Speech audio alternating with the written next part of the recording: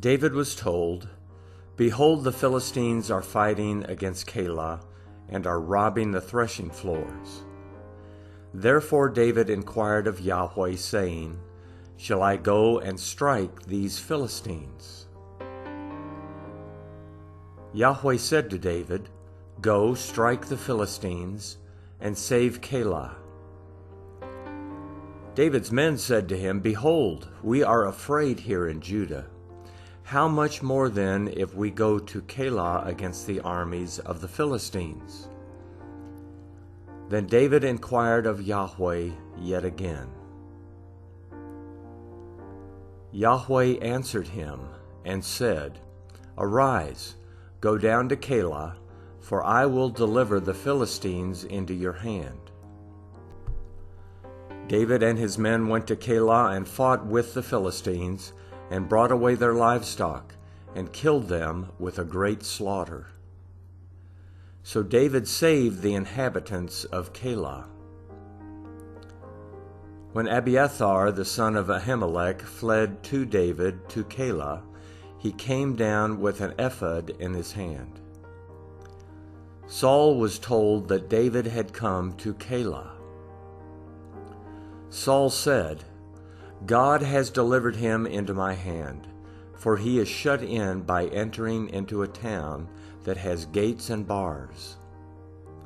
Saul summoned all the people to war to go down to Keilah to besiege David and his men. David knew that Saul was devising mischief against him, and he said to Abiathar the priest, "Bring the ephod here." Then David said, "O Yahweh, the God of Israel, your servant has surely heard that Saul seeks to come to Keilah to destroy the city for my sake. Will the men of Keilah deliver me up into his hand? Will Saul come down as your servant has heard? Yahweh, the God of Israel, I beg you, tell your servant." Yahweh said, "He will come down." Then David said, "Will the men of Keilah deliver me and my men into the hand of Saul?" Yahweh said, "They will deliver you up." Then David and his men, who were about 600, arose and departed out of Keilah, and went wherever they could go. Saul was told that David had escaped from Keilah, and he gave up going there. David stayed in the wilderness in the strongholds, and remained in the hill country in the wilderness of Ziph. Saul sought him every day, but God didn't deliver him into his hand. David saw that Saul had come out to seek his life. David was in the wilderness of Ziph in the woods. Jonathan, Saul's son, arose and went to David into the woods and strengthened his hand in God. He said to him, "Don't be afraid, for the hand of Saul my father won't find you, and you will be king over Israel, and I will be next to you, and Saul my father knows that also." They both made a covenant before Yahweh. Then David stayed in the woods, and Jonathan went to his house. Then the Ziphites came up to Saul to Gibeah, saying, "Doesn't David hide himself with us in the strongholds in the woods, in the hill of Hachilah, which is on the south of the desert? Now therefore, O king, come down, according to all the desire of your soul to come down, and our part will be to deliver him up into the king's hand."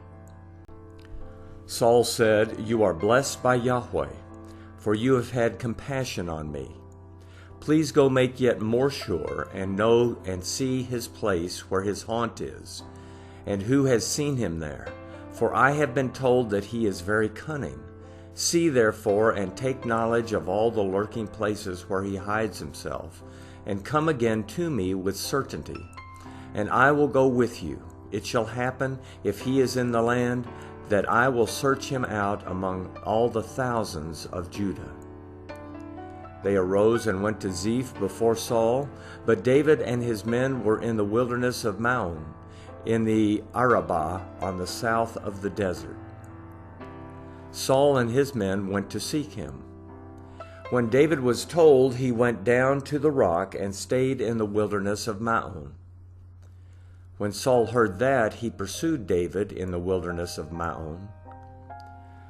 Saul went on this side of the mountain, and David and his men on that side of the mountain.